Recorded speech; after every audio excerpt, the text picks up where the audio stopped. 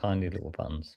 I absolutely remember Casio calculator watches, John. This is the Life Support Podcast with me, Carl Munson, and Dr. John Briffa. Just reminiscing a little bit. We talk about actionable advice on handling work, life, and everything in between. But very quickly, yes, watches with calculators on. They've come a long way, haven't they? Haven't they just? It's all on our phones now. How are you this week, John? I'm good, but I just want to mention in passing, when I was at medical school, I went out socially. This is with someone in my year called Fiona, and we went out, and then we ended up at the apartment or house of a friend of hers who worked in tech. Tech wasn't really a thing in the 80s, by the way. It really. wasn't, was it? So he was talking about tech, and we're chatting. Call it the future. Hey, Right? What was it called? We didn't have a thing called I don't tech. know if it happened. You know, I mean, there were photocopiers or something. Xerox. That was about it, wasn't it? After the Spirit duplicator, Well, yes. faxes a thing? I can't remember. Anyway, so we're there and we're chatting, and he's a very nice bloke, but he's older than us. You know, he's in the workplace, whatever. And he goes, it's going to get to a point where we're going to be able to make things so small that your ability to use them will be limited by the size of the end of your finger, like this. He was so right. And I remember thinking, oh, come on. Yeah, shut up, But Grandad. of course, yeah, boomer. But he's right. He's Anyway. so right. He's so right. The time where we need smaller fingers. Anyway, what are we talking about this week? We Let's are get talking on. about iron deficiency. Drinking water. I mean, is water really the only thing we should be drinking? And audiobooks or other things at bedtime. You know, it helps us sleep. Is it a good idea or not? But iron deficiency first, John. And this is often leveled at vegetarians and vegans, isn't it? Who I'm sure will come into the conversation as well this morning. Yeah, they will. Briefly, I think. I don't want to go too hard on them, but so I was giving a talk. I gave a talk this week. Basically, it's actually on women's health. So we're looking at PMS and polycystic ovarian syndrome, menopause. Kind of fibrocystic breast disease, all that. But actually, I've noticed a lot of women are prone to problems with either anemia or the usual cause of anemia, which is iron deficiency. So anemia is a lack of something called hemoglobin, which is a protein in the red blood cells that carry oxygen around the system and then dump it where it's required, the brain or the muscles or whatever. If that gets low, that's anemia. Okay, lots of different potential causes of anemia, one of which is iron deficiency. Okay, and if you're a menstruating lady, you're losing blood and iron, of course, and it's relatively easy to get into an iron deficient state. Okay, and here's where it gets slightly nuanced. Very often when a woman is struggling a bit with health or she's just having a health check, they'll check for anemia. That's a test that almost is always done, so the hemoglobin is assessed. And if that's normal, it's usually left at that. Okay, fine. But I can absolutely tell you from my experience that if someone has iron deficiency, they may not be anemic. So even in the absence of anemic, but will still suffer with the iron deficiency. You with me so far? Yeah. So iron generally needs to be checked, particularly in women who menstruate. Okay. The best test, there's 3 or 4 tests for iron, but the best test overall, I think, is something called ferritin. But if you look at the normal range of ferritin, Carl, it is set somewhere between like about 7 and 180 or something for women. Depends on the lab, okay? And so when it comes in at 12, for example, honestly, a lot of doctors will just go, all right, just wave it away. I remember once I was in Canada doing some consulting, and the normal range of ferritin, I was looking at her blood results, went from 5 to whatever it was, 200. And her level was 4. And her doctor had said, well, it's only slightly low. Don't worry about that. Okay. So when you think about it, right? Yeah, basically, these normal ranges are set within what are called 95% confidence limits, which means to be low, according to the test results, you have to be basically in the bottom 2.5% of the population. Yes. But what would be in the lowest 5% or 10% be ideal? No, it's far from ideal. And why is it 95% confidence limits? It's what we call 2 standard deviations. It's a mathematical thing, either side of the mean in the middle, basically, if you imagine the distribution. Because it just is, Carl. It's not like carved in stone. It's just, as I mentioned in the talk yesterday, just crusty old men about my age, 60 years old, sitting in a room and just deciding that's how it's going to be. And we needn't And it's worry in these instances. Is that how that orthodoxy has come about? Because they just don't know anything better to do? well, I think they're well-meaning, but if you basically decide amongst you, it's completely arbitrary that you're not going to be either high or low unless you're in the bottom or top 2.5% of the population, then that gets into people's heads and that becomes the norm. Yeah. Unless it's above about 50, I'll just tell you what it normally takes clinically, then that woman is unlikely to feel right. So she's going to be tired. She's going to have maybe cognitive issues, brain fog and the like, and she may well be losing a lot of hair with this low iron. Oh, It's a common thing in women. Do you see? So a couple of things here, if we're talking about sort of clinical points. Number one, I strongly recommend that if anemia is being checked for, so is iron, and through ferritin, and that we should broadly ignore the normal range. Now, doctors won't probably, but you need to know your number. It's no good someone just telling you, oh, it's fine. No, I want to know what the number is. Then once you have the number, you can say, well, is it above 50-ish or not? Because if it's down at 12, well in the normal range, it's still way off what is optimal and more iron is required. Okay. Now, this is particularly the case because you mentioned this with vegetarians and vegans. Okay. There's lots of women who may struggle with this if they're menstruating every month, but the vegetarians and vegans are particularly at risk. And the reason for that, of course, is they're not actually eating much iron. Now, I know it's said, oh, yeah, you can get it from other things like spinach and chocolate and whatever. The form of iron in non-animal products is called non-heme iron, and it's not very absorbable or very utilizable. Whereas heme iron, which you find in things like, for example, horror of horrors, red meat, is much more utilizable, absorbable and utilizable by the body. So I've found in practice, this is just my experience, it's almost impossible for a woman who's menstruating, who's vegetarian or vegan, to be iron replete. It's just how it is. I wish it was another way and I could have a better story around it, but it is just how it is. So supplementation is usually required here to get these levels above a certain level. Again, in conventional medicine, we tend to do something that I don't agree with. We recommend usually what's called ferrous sulfate, iron sulfate. It's horrible. It doesn't absorb very well. It's irritant to the gut. It causes black poos. It's just not helpful particularly. Yeah. Whereas other forms of iron, something called ferrous bisglycinate, for example, and something called ferrous gluconate, tend to work a lot better. Now, I don't have any affiliation. There's a liquid iron out there, and you've seen it in all the health food stores, and I don't know which countries it's sold in. Lots of them, I imagine, certainly through Europe, called Floridix. Love Floridix. I love Floridix. Do you? I have found it. Well, you're not taking Floridix, are you? No, but I years ago, my ex-wife introduced me to Floridix. Which of your ex-wives are you talking about? That's not something. Just give me the number. We don't need the name. What number? 7. Don't be like that. What will people think of me? No, this was Rose who introduced me to Floridix. I think I sat next to her at your you've met Rose 14th wedding or whatever. Yes, exactly. Yeah, okay. Nice lady. She's lovely, and she introduced me to Floridix. And I remember the reason I mention it is because there are certain things that you drink or ingest, and you feel it doing you some good. And I used to feel that with Floridix. I used to feel that going down.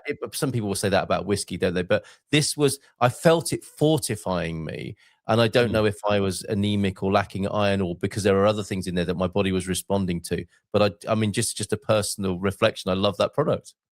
Oh, you needed some lead in your pencil. That's probably what it was, right? Is that a diagnosis? Thank you. Yeah, it's a medical diagnosis.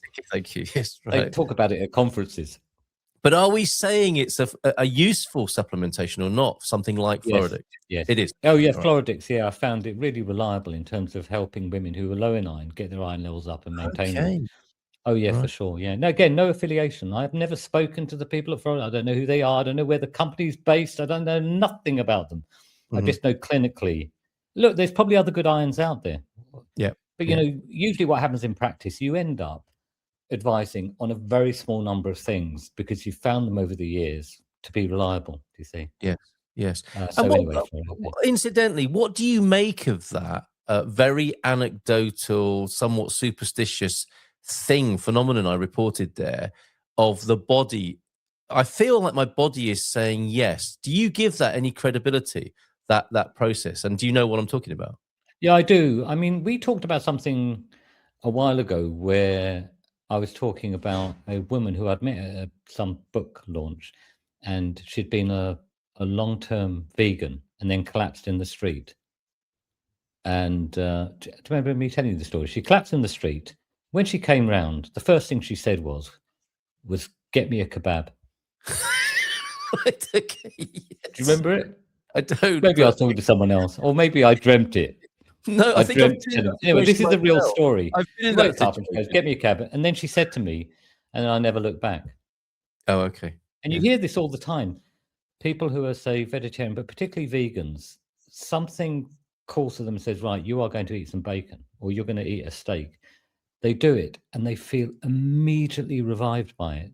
I have been that person. Yeah. Okay. Yes. And I think there's probably something in that. Yes. Now, just because you're responding positively to something doesn't mean it's particularly beneficial. You could probably feel great mainlining heroin, I imagine. I don't know. I've not tried it. But do you see what I mean? And there's a euphoric effect.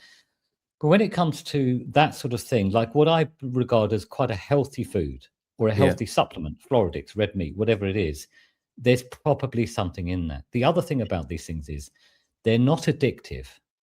Okay. So a lot of things that we might like to have, like, I don't know, chocolate hobnobs or something, biscuits, cookies, whatever. For example. But they're probably, you know, they may make you feel good and light up the reward centers like a pinball machine in your brain. Fine, but they're probably not healthy for you. Whereas these things are, I think, healthy and not addictive, because people don't sort of eat red meat and then go on this massive, you know, they don't eat a, 12-ounce steak and then want another 12-ounce steak and another one after that. That's an interesting indicator. As you know, with certain foods. It's just they eat it and they're like, oh, I feel so much better. Do you know what I mean? Yes. They just And it's know something complete. has got into their nutritional soul in a way. Yep. That's what I'm talking about. It's a complete and fulfilling episode rather than the beginning of an addictive behavior. Yeah, absolutely. Yes, okay, very good. Okay, That's iron deficiency and what you can do about it. And you say the testing is quite simple, and maybe think again about the types. Look at the nuance of supplementation. Yes, and try and steer clear of ferrous sulfate, which is what we almost always prescribe as doctors. And I have never, ever prescribed once, by the way. Very interesting. I remember my own mother going through that as a younger woman. Let's move on to water. You had we're so often inspired, aren't we, by things that come up in your practice and consultations. Yeah, and this is one of them, isn't it, about drinking water? Yeah, so I was giving a workshop this week, and then I got to the section on hydration. I'm making a case, drink enough water to keep you drink. I think I may have said, well, I don't know. I think I said water, which is the problem. Could have said fluid, but drink enough water or fluid to keep your urine pale yellow throughout the course of the day. We've covered this before. That's a great. We did. Guide. We had a Tony Robbins anecdote. The Tony Robbins anecdote. Yeah, we did. Yeah. Dehydrated. What did he drink more water? This is standing at Uriah. Okay. Yes. Because there's a lot of those Tony Robbins shorts that comes up on my YouTube feed where, he's getting people, someone saying, I'm not sure about my relationship. And he's going, call him now. Call him. Like, what? Tell him you're leaving him. What? Hey, what? Hey, nothing. What? Could you? Gurus for another episode, right. John. So the question was about water. And my response is no. Actually, there's other things that you could have. So, for example, tea. I know we've discussed tea and coffee before. Tea has water in it. And although it's very mildly diuretic, okay, that diuretic effect is basically more than made up for the water that's in the tea. And therefore, tea is hydrating, okay? Mm-hmm. But in addition to the water, there's other things in both tea and coffee that may have health-giving disease protective properties. They're broadly called polyphenols. These are plant chemicals. You find them elsewhere. They're in berries and dark chocolate and onions and whatever. But basically, they have disease protective properties, it looks like, okay? And this is potentially why moderate tea and coffee drinkers have a reduced risk of certain conditions, including cardiovascular disease and even cancer, compared to people that don't drink tea and coffee. Now, it may not be, again, it's the tea and coffee. Maybe tea and coffee drinkers doing something else that's beneficial. Maybe they eat better or smoke less or they exercise more. for example. Does that make sense? But Yeah. actually, there's a plausible reason for why tea may be actually more healthy than water. I know Okay. it seems odd, and That will be I wish. By the way, I don't drink tea because I don't like it. Okay, but if I did drink tea, I would probably, I don't know for sure, but probably drink it in preference. So rather than have this here in front of me, I'd probably have some tea. Mhm. You know what I mean? Now, there's other things you might consider. Coffee actually might be preferable to water. Now, the problem with them is the stimulants. I think coffee is much more stimulating overall than tea. So tea wins there probably. But also tea has something in it called L-theanine. And L-theanine is actually an amino acid, a building block of protein, but it has a calming effect. So there's a kind of elevation in energy a bit, maybe from the stimulant, and then a sort of softening effect through the L-theanine. And that's different from coffee, which is sort of just a bit stimulating without that L-theanine effect. So I think tea. I wish I liked tea. Now I'm talking, but anyway. Yeah, So call tea. yourself an Englishman. I can't Yeah, believe I I know, said it's that terrible. about you. Well, I'm not, am I really? Look No, at that's me. true. Okay, yeah, fair enough. Yes, okay, now you mentioned it. Yes, okay. Yeah. And although Malta was a British colony, basically, they are coffee drinkers. Maybe takes a few They're Italian influence. Do you know what I mean? They're Mediterranean see. influence, or North Well, African, where again coffee is a thing. Anyway, right, fine. Leave that to one side, okay.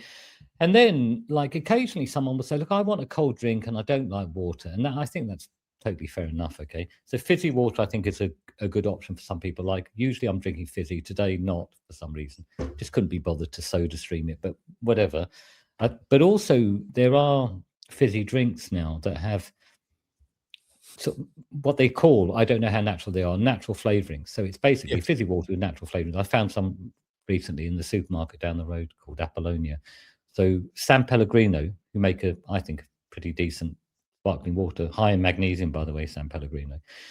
They basically have that, and then they add, lime and elderberry or whatever flavors, whatever. They're probably all right. Yes. You know what I mean? I don't know for sure. No one's ever done a double-blind randomized control study, but Not likely but to either. essentially natural essences in this to give a bit of flavor and a bit of interest are fine. Yes, botanicals. I mean, here's the thing: they could be beneficial, couldn't they? If the botanical, medicinal properties of those herbs or additions to water were examined, they could be very beneficial. You could add your own, couldn't you? That's the other thing. You could do that for yourself. You could absolutely do that. Yeah, very good. Infuse, those water bottles that allow you to infuse. Yes, indeed. Yeah, cucumber and lemon. yes, mint, absolutely. whatever. Yes, the road has risen to meet our feet with this. I'm going to try this. I'm going to try that with fizzy water. I'm going to buy a bottle with one of those things, put fizzy water, and I'm just going to see how it turns out. Yes, thank you for the inspiration, We Carl. will check in with you on that. The point is, it's not just water. Okay, yeah, because I mean, I suppose somebody in one of your talks might be saying, "Oh, so what you're saying is we should only be drinking water then?" No, au contraire, as you've just described. That's right, and I don't think it's as grim, being well hydrated as it appears to look. And water is bland. There's no doubt about it. Yes. The other thing, I think I might have mentioned this last week, or did I write about it? Here's one thing I've noticed about people. Once they get thirsty, and by the way, once someone is thirsty, usually they're really quite dehydrated. It's quite a late indicator. I've mentioned this before, but just to remind you. But once people get thirsty, I've noticed they usually don't want to drink water if something else is available. Yes. So if there's a carton of, I don't know, cranberry juice, or there's some orange juice, or there's some cider, or a gin and tonic on offer, or whatever, that's what they want, not the water. Yes. For whatever reason, okay. But once people are well hydrated, they're generally very happy drinking water, I've noticed. I agree with you from my own experience. I had this, I had a sudden realization that, Carl, you're just dehydrated. And because I was wheezy in my that's why you're cracking into the Superboc. Exactly. That's right. Going for something a little bit more satisfying, as it were, rather than just supposedly refreshing, and it's yes, my thirst more effectively, isn't it? Whatever. It's as though the companies know that as well, tantalizing you with all these delicious drinks. Something I do have to ask you about. We started off talking about technological, science fiction type gadgets like watches with calculators. You mentioned the Soda Stream taking us right back to the 70s as well. Do you have a contemporary Soda Stream? I do have a Soda Stream, Oh, and I've used Soda Stream for a few years now. Yeah. But a couple of years ago, I think it was, I upgraded to glass. So there's a couple of models of Soda Stream that use glass bottles. Yeah. And I went for it. Wow. I bought a Soda Stream. I think it came with 2 glass bottles, or maybe I had to buy an additional one. So basically, that's what I use. They have just under a litre capacity. And that's it. I use Soda Great way Stream to in make glass. your own carbonated water, and maybe you could add the flavouring at that point as well. How exciting! I've thought of something whilst we're talking about dehydration and the effects and alternatives to water. You know, there's this thing about being hangry, where people become. I think they're becoming hyperglycemic when they're hangry, and hypoglycemic, low sugar. So, and that word hangry, everybody understands that, don't they? Oh, you're just hangry. Just get something eaten and calm yourself down. We could have 30 as well, couldn't we? As in hurt. Oh no, maybe it doesn't work because it sounds like the number 30. But when you're dehydrated, you get a bit 30. Maybe I need to think a bit more about that. But there must be a word to describe the state of mind. I'm liking it. And when you come up with something a bit better than what you've just come up with, I'm going to poach it, use it in my work, and claim it as my own. I just want you to know ahead of time. You know I'm going to think I know you will. You'll percolate it through, and then you'll send me a text later today, won't you? You'll send me a WhatsApp and go, I've got it. Here's the word. And I'll go, great, I'll have that.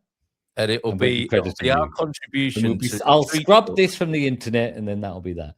Right, the hydration version of hangry is coming this way soon. We're going to finish. I'll tell you what to work with, by the way, because when people get a bit dehydrated, before they get thirsty, their mental functioning generally goes, concentration, whatever. Work around that.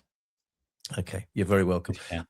Right, we are concluding, as we might at the end of the day, and think to ourselves, as I did actually from a very early age, this is so weird how it's revolving around technology here. I had a clock radio, it had a sleep function on it. I could go to sleep listening to the radio, and I did as a 13, 14, 15-year-old schoolboy. I would listen to the late night phone-ins on LBC, which I think inspired me for the rest of my life. Thinking, when they were talking to the sex therapist or the financial advisor, and it would be a phone. Wasn't there someone called Angela Raven or something? Do you remember? Yes, Philip Hodgson. Philip Hodgson was the man I used to listen to years ago, and I loved it. And it's made me the man I am today, I like to think, in many ways. But is it a good idea to listen to the radio, a podcast, or an audiobook when you're trying to go to sleep? It seems to work, like counting sheep, counting words, just a drone, a white noise in the background. But is it beneficial to sleep? It's funny because this week I think I mentioned I taught a workshop. This is online, and 2 people, either in the plenary or in the one-to-ones that we did later in the afternoon, mentioned this specific thing. And is it all right? And have I gone mad or whatever? First of all, I have found with people generally, I don't do this, but with people generally, using a podcast or an audiobook is magic usually for people getting to sleep. Now, one of these people volunteered why he thought that was, by the way, and I think he's right. He says it basically occupies my mind. And essentially what it's doing is diverting the mind's attention to something that is less likely to keep him awake, I think is what's happening. Yeah, I agree. There's a sort of softening effect on our psychology, because rather than think about, I need to do that tomorrow, and I shouldn't have said that today, and what's the result of that meeting, and I wonder what they're thinking, they're going to accept that pitch or whatever. Well, now you're hearing someone talking about the benefits of red light therapy, or what is going on in the Middle East and the Strait of Hormuz. You're not thinking generally so much about the other things that could be really keeping you awake.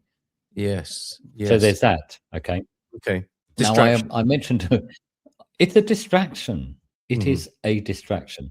Funnily enough, I don't remember when we were young, there was this thought that went around, and it may still exist, that when you learn something, if you're revising for an exam and you do it before you go to sleep, it consolidates during the night. That's right. Do you remember that thought?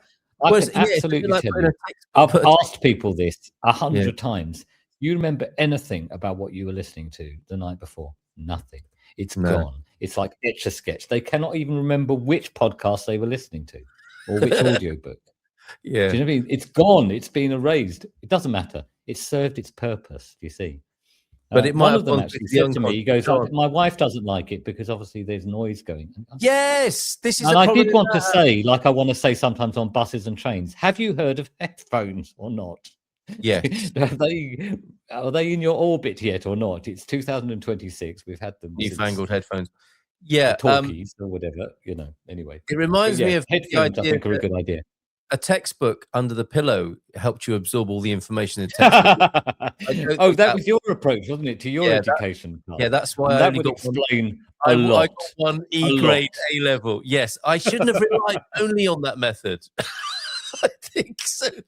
Yes, and that happened last night. I was listening to LBC again. This is what 40 plus years later, I'm still listening to LBC in a foreign country whilst I'm going to sleep, and I didn't listen on headphones. And maybe we'll have a conversation about Bluetooth headphones. Yes or no? Is that harmful? Well, or there's should a little clue here with both of us, I think. Yeah. Okay. Yeah. Wired might be better. Wired for I'd love sound. to talk about that another time. But yes, we had that exact situation where I'm getting an elbow and I'm thinking, am I snoring? No, I've left the radio on my phone and Mrs. M wants it turned off at 2:30 in the morning, which is only right. And how selfish I am when I say this out loud. Use headphones. And that is the problem of not having the sleep function on, is that it's on all night if you don't. And that probably isn't good for conducive for decent sleep. I don't know. It might be all right. Not too great a volume, and it's just oral wallpaper sort of thing. But you've reminded me of something. So one of the things that I talked about this week was this idea of using a breathing exercise to get you to sleep. Yes. So you can slow your breathing down, extend the out breath, breathe into the abdomen, the diaphragm rather than the chest. All of these things are helpful, by the way. Yes. And they very often will help someone get to sleep much more readily than if they're just lying there staring at the ceiling, basically. Now, part of the effect of that is physiological, because you can actually dampen the stress response through breath. Okay, this is well known. But also, again, you're occupying your mind because you're focusing on your breath and extending the out breath. And did you see? So for those two reasons, but also for one of these people, I recommended that even if they don't have difficulty getting off to sleep, in fact, most people do not have a problem getting off to sleep if they have a problem with sleep. It's waking in the night and not getting back to sleep. And this, I think, relates to the fact that most people are knackered. And so getting to sleep is not their challenge usually. Are you with me? Mm-hmm. But I was recommending that they do this breathing exercise when they are about to go to sleep, so that their brain associates the breathing exercise, with going to sleep. Just like Pavlov's dogs, if you know that story. Yes, indeed. Yeah. That's what reminded me of that, is you talking about LBC. Because it is entirely possible that listening to the radio, and maybe even LBC specifically, in your mind is associated with it's time to sleep. It's an anchor. Isn't it? It's an anchor. But that is not the case for my wife, who has the opposite. No. The opposite conditioning is like, he's listening to that chuffing thing again and it's making me angry and now I can't sleep. There we go. That's the conditioning part. Can I don't want to get involved in your marital affairs. Okay. But I respect that. How about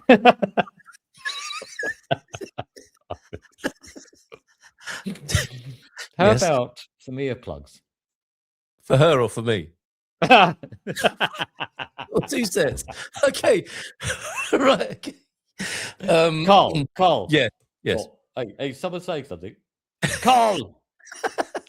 It's bad enough anyway. I don't need earplugs when I'm asleep. Obviously for her. But what? Why not? We need to leave it there. We've had iron, we've had water, and we've had sleep. And I mean, the gold standard presumably is not needing distraction. And the breathing is good, and getting into a state of mind where you can pass peacefully into the world of sleep, and hopefully, God willing, wake up the next morning. John, thank you very much. It's been great talking to you. I hope people will join us again for another life support podcast. Take care, and bye for now. See you next week. Bye.